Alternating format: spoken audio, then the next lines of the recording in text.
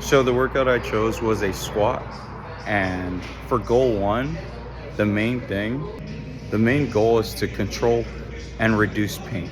This is the rehabilitation process, and this is where it's more of a RICE technique, which is rest, ice, compression, and elevate. This is where you're trying to get healthy.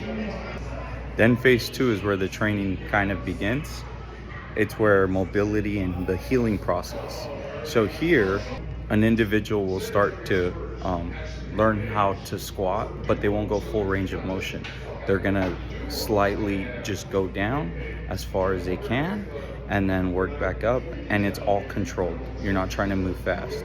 And then lastly, you'll probably do some assisted stretching. So you could do like kind of like a wall squat with the partner, and they could kind of help you up and down, or you can do like an assisted squat with a TRX band, so you could not put too much pressure on the knee.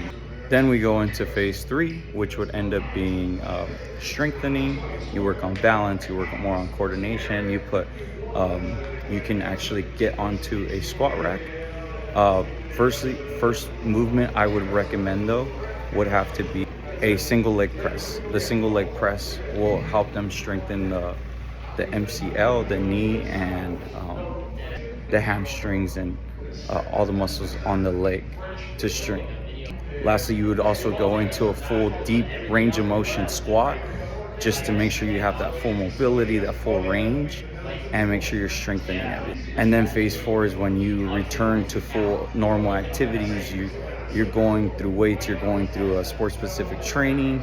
Like for me, I'm a baseball coach, so my speed and agility training would be figure eights, do sprints around the cones, reactions, kind of like a shuttle where you have to change directions and work sprints, and actually swinging a bat for baseball, just so we can get those fast twitch muscle fibers going and speed up the process.